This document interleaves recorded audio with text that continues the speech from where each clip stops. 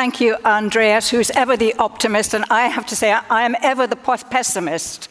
So forgive me if some of my questions come from a pessimistic lens. So far, no question. We have got some questions for Dimitri and Andreas. Thank you very much indeed. We also have a comment for Anne Borg. I'm afraid it's a bit of a negative one for you, Rector, from Linda Harland saying, NTNU has a powerful voice. Why do we still educate young scientists to search for new oil? You know the answers to that. Okay, so I'm going to get started, put a couple of pesky questions that are in my heart to Dimitri and Andreas, then bring in the expert panel, and then refer to questions from the audience. So Dimitri, the thing that has been bothering me, as someone who studied economics a long, long time ago, is that the EU is now committed to ramp up its new technology production.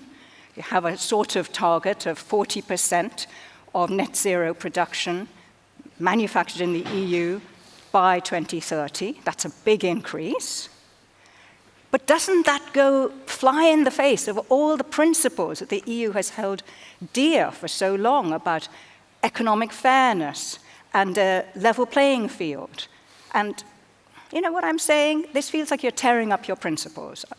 How do you plead? Yes, so thank you very much, Nisha, for the question. It's an important question. I think for many years we have focused on the concept of open trade. As I said also in my opening remarks, it has been one of the pillars of the European Union, but sometimes we have forgotten about the concept of fair trade. It's important that, of course, we remain open, and this is actually the first word in the concept of open strategic autonomy, but that we are treated fairly. And this is very important because, for instance, we have been facing many, many years of subsidies to the clean tech sector in China.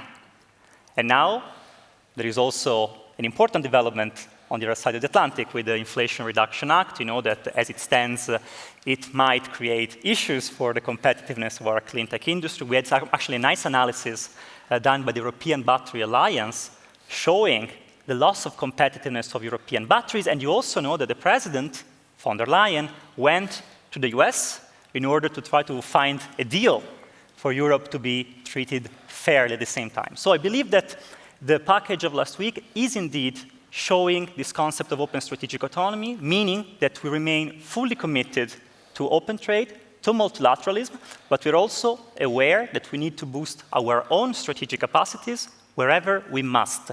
And net zero technologies is one of these areas. There is no choice for that. There are actually two areas. There is net zero technologies at large and net zero strategic technologies, the 8 strategic technologies that are in the annex, in the famous annex of the Net Zero Industry Act. And there will be these 2 layers of simplification for them.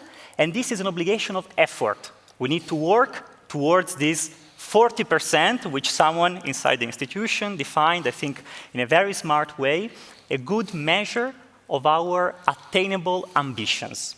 Well, people say that you were bounced into it by big players like VW, Volkswagen, saying basically, we're not going to open our next battery factory in Europe, we're going to move it to the US. So, you know, the pressure that the Commission is under is clearly considerable, but it also puts pressure on Norway, doesn't it, Andreas? In terms of you have a close energy relationship supplying gas so far to European Union. What is it going to mean if they're beginning to bring in these protectionist measures for Norwegian industry? I mean, from the Norwegian perspective, we are extremely dependent on cooperation. And I think we have a very good cooperation with the EU and our European neighbors and allies. And we're a country of 5.5 million people. It sort of states itself that the Norwegian market isn't big enough for Norwegian businesses. Norwegian energy companies need access to broader markets. Cooperation is extremely important to us in practice. And that will be sort of a proposition going forward for us as well. But I think we have to be honest about the fact that much of the propositions in the IRA, the Inflation Reduction Act from the US side, is a new way to think about trade policies and industrial policies. And of course, Europe has to respond to that. We have to make sure that, as Dimitri mentioned, trade is mutually beneficial and it's set up in a fair way. So it begs the question, how does Europe see Norway in relation to the next few years in the energy transition? Hold that thought, please, Dimitri, because that's what I'm going to ask you to answer. But meantime, anyone in the expert panel want to put a question? If you do, just move your sign, your name tag, up to the vertical position, and I'll pull you in as soon as Dimitri has answered this. So how does from the EC point of view, what's your ongoing relationship with Norway going to be? It's an important relationship indeed. I think Norway is one of the #1 EU partners these days. But you have to say that, don't you? No. I mean, in terms of the changes, what I'm saying is the policy is changing as we're speaking, right? Under competitive pressure. I look at data. Going forward, what is it going to be? No, I mean, you're right. I mean, and I will also reply to the next steps. I mean, I think the fact that the president was here last Friday shows the strategic importance of Norway, but the numbers are clear.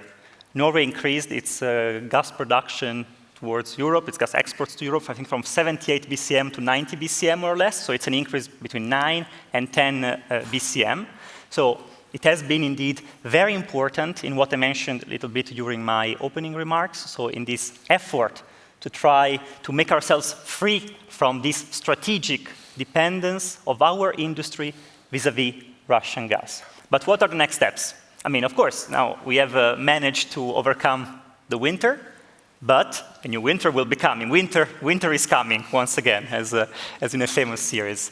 And this means that this relationship with Norway, I mean, of course, it's a multi-pronged, varied relationship, but it's also very important on the energy side. It needs to continue. So we hope that Norway will continue to supply Europe with gas and help us in this effort, which goes, as I said, hand in hand with the contemporaneous effort at decarbonizing our economies, at implementing energy efficiency measures. So I think we are together as Europe, not just the European Union. I mean, Norway is part of FTA countries, but as Europe, we are in together for this net zero ambition, and we need Norway to achieve it. So this is very much forward-looking, and it's very... I mean, carbon capture and storage is a big part of the 8 strategic pillars, and they can't do that with Norway's help, right, Andreas?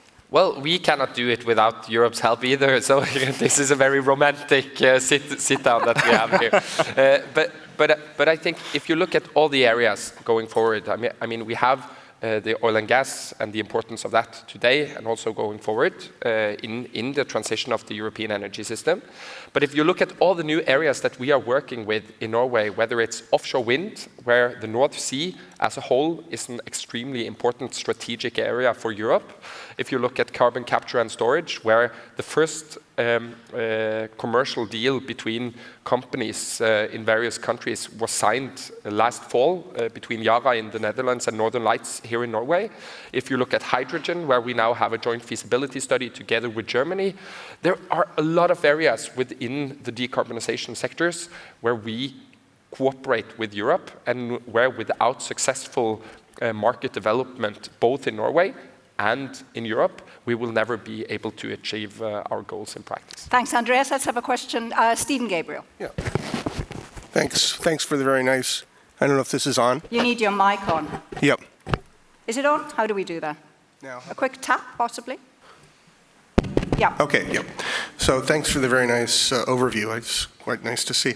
I have a question related to strategic LNG, because we're talking about open strategies and things like that. So if you look at 2021 versus 2022, LNG shipments from the US to typically East Asia, China, Japan, South Korea, that's huge, right? And Europe was less. But if you look at specifically this last 2021 versus 2022, it's about half that went to East Asia that it normally does, and a huge increase. I'm just looking at some numbers without citing them specifically, but France, Italy, Netherlands, Poland, Spain, UK, they went up dramatically.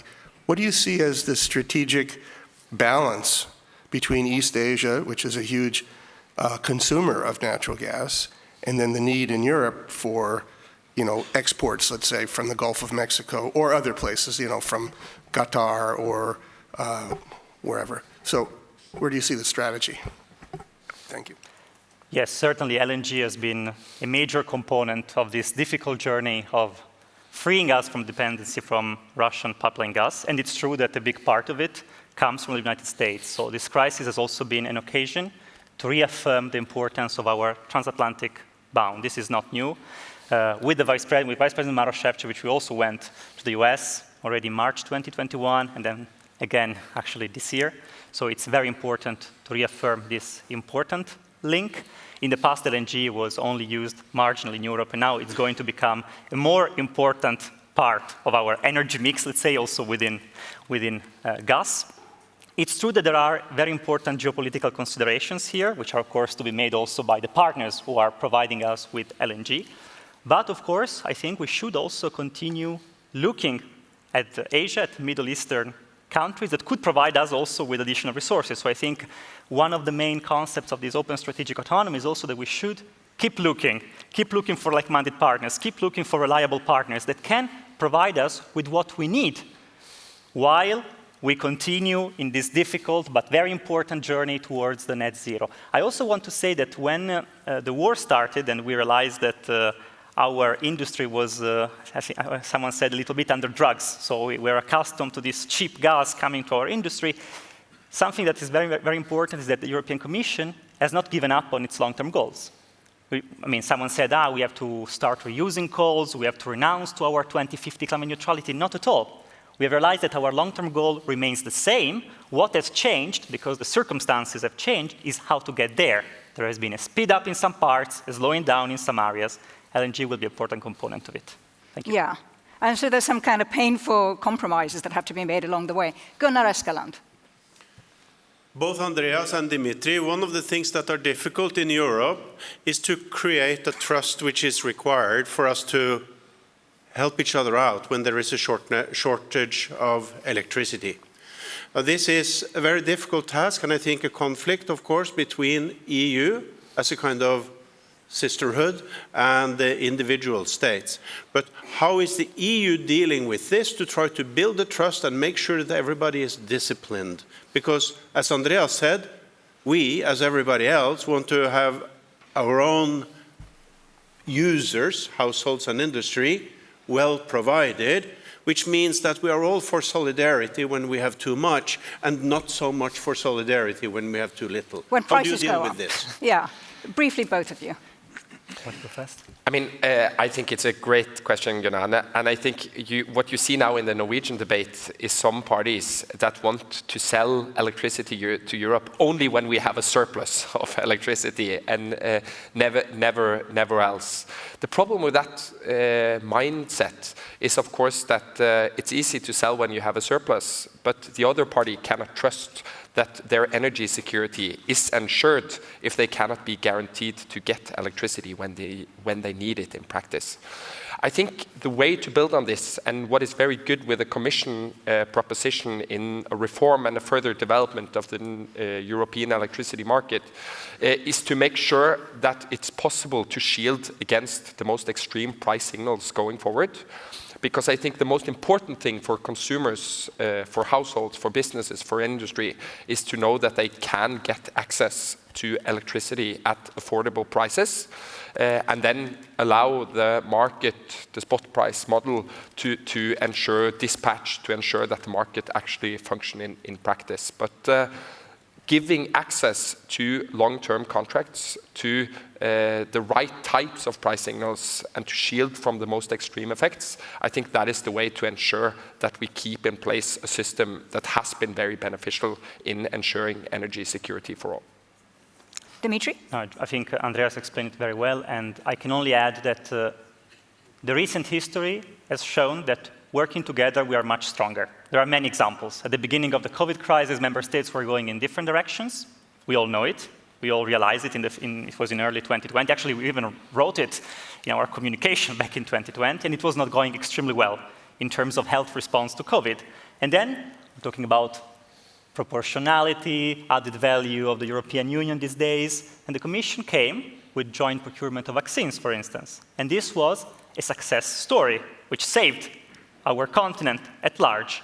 And we are now replicating this solidarity, this joint action mechanism also in other policy areas. And this explains why there is a need for EU action of working together, coming together. And for instance, my boss, Vice President Šefčovič, has just been entrusted with proceeding with a joint purchase of gas, which is very important. We are creating an energy gas platform. We are aggregating the demand, and soon we'll come with aggregate purchase. This is also an example of doing things together that can help us, and I think Andreas' example also completes this one quite well. Okay, thanks, Dimitri. Pretty well the questions that we've had online are similar to what you've put, but there's one that isn't, and even though we're out of time, I'm going to ask you it very briefly, Andreas. You can just give a yes or no answer. That's difficult for a politician. I just want to... Well, you don't know the question yet. Is nuclear power a part of the Norwegian energy mix in future?